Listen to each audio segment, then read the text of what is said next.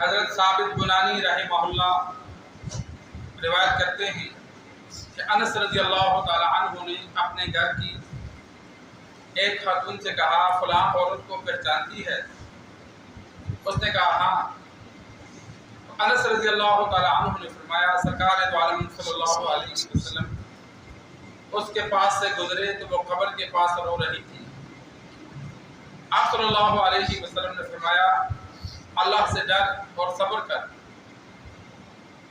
اس عورت نے آگے سے کہا آپ چلے جائیں، مجھ پر جو مصیبت پڑی ہے وہ تم پہ نہیں پڑی۔ سرکار دو عالم صلی اللہ علیہ وسلم چلے گئے۔ پیچھے سے ایک شخص آ رہا تھا، فضل بن عباس رضی اللہ تعالی عنہ۔ اس نے عورت سے پوچھا کہ آپ صلی اللہ علیہ وسلم تیرے پاس رکے تھے، کیا کہا؟ اس نے کہا مجھے تو علم نہیں تھا، میری تو وہ آپ صلی اللہ علیہ وسلم تھے۔ انہوں نے کہا وہ آپ صلی اللہ علیہ وسلم تھے۔ وہ عورت پھر سرکار دو عالم صلی اللہ علیہ وسلم کے پاس آئی۔ آپ صلی اللہ علیہ وسلم کے دروازے پر دربان چوکیدار نہیں پایا۔ آپ صلی اللہ علیہ وسلم سے عرض کی یا رسول اللہ صلی اللہ علیہ وسلم میں نے آپ کو پہچانا نہیں تھا، معذرت۔ آپ صلی اللہ علیہ وسلم نے فرمایا صبر صدمے کی ابتدا والا شمار ہوتا ہے۔ حدیث میں دو مسئلے ہیں۔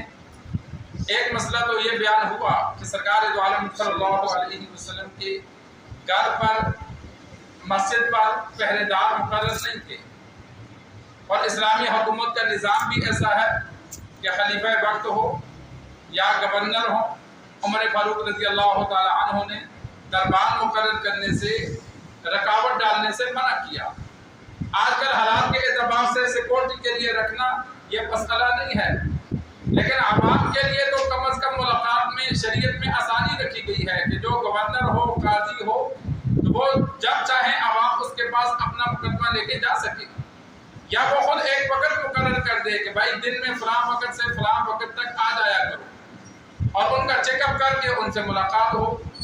یہ کفار نے نظام ایسا مشکل بنا دیا کہ چھوٹے موٹے مسائل تو ہم عدالت لے کے جاتے ہی نہیں ہیں، اور اگر بڑے مسئلے میں جو مجبوراً چلا جائے وہ بھی کئی سال گھسیٹتا ہی رہتا ہے۔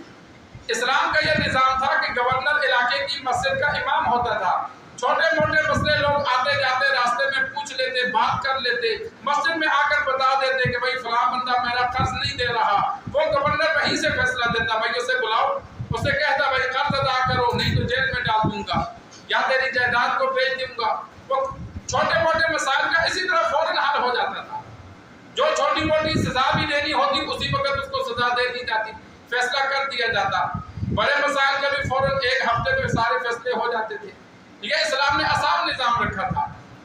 آج کل تو نظام مشکل ہے، کسی کو ملنا ہو تو پہلے تو ملاقات ملتی ہی نہیں ہے، پھر کئی مراحل سے جانا پڑتا ہے، پھر جب پہنچو تو اوپر سے رشوت اتنی بھاری طلب کی جاتی ہے کہ بندہ کہتا ہے یار نہیں دے۔ تو یہ سرکار دو عالم صلی اللہ علیہ وسلم نے اپنا دربار نہیں رکھا، خدمت کے لیے صحابہ موجود رہتے تھے۔ کسی کو بلانا ہوتا جو پاس صحابی موجود ہوتے اسے بھیج دیتے، فلاں کو لے آؤ، فلاں کو یہ چیز دے دو، خدمت کے لیے موجود ہوتے تھے، لیکن لوگوں سے ملاقات کے لیے رکاوٹ کے لیے دربار نہیں تھے، حفاظت کے لیے نہیں تھے۔ اور دوسری بات کہ آپ صلی اللہ علیہ وسلم نے اس عورت کو جو اپنے بچے پر یا کسی عزیز پر رو رہی تھی، نوحہ کر رہی تھی قبر پر، تو آپ صلی اللہ علیہ وسلم نے اسے منع فرمایا۔ اب اس کی توجہ نہیں تھی، اس نے مڑ کے دیکھا نہیں، بس صرف آواز سنی کہ بھائی صبر، اللہ سے ڈر، ایسا نہ کر۔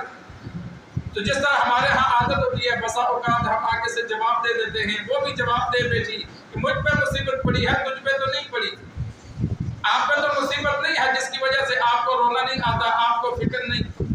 سرکار دو عالم صلی اللہ علیہ وسلم خاموش ہو کر چلے گئے، لیکن جب اس خاتون کو پتہ چلا تو معذرت کرنے کے لیے آپ صلی اللہ علیہ وسلم کے پاس گئی، تو آپ صلی اللہ علیہ وسلم نے فرمایا جس صبر پر اللہ اجر دیتا ہے وہ صدمے کی ابتدا میں ہوتا ہے، بعد میں تو صبر سب کو آ جاتا ہے۔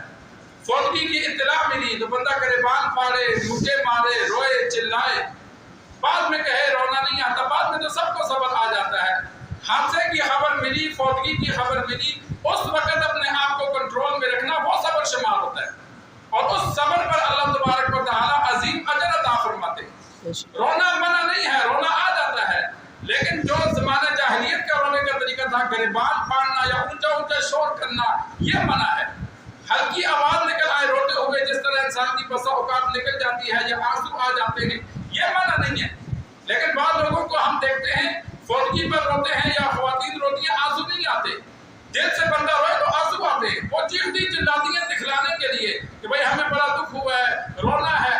تو ایسے رونوں سے سرکار دو عالم صلی اللہ علیہ وسلم نے منع کیا، اور عورت کو بلند آواز سے رونے سے ویسے ہی منع ہے، تو اس کو بھی یہی منع کیا۔ تو جب اس کو بعد میں سکون ملا، معذرت کرنے آئی، تو آپ صلی اللہ علیہ وسلم نے فرمایا وقت گزر جائے تو صبر سب کو آ جاتا ہے، جو شرعی صبر ہے، جو مطلوب ہے، وہ صدمہ کی ابتدا میں ہے، جیسے ہی صدمہ پہنچا اس وقت صبر کیا جائے۔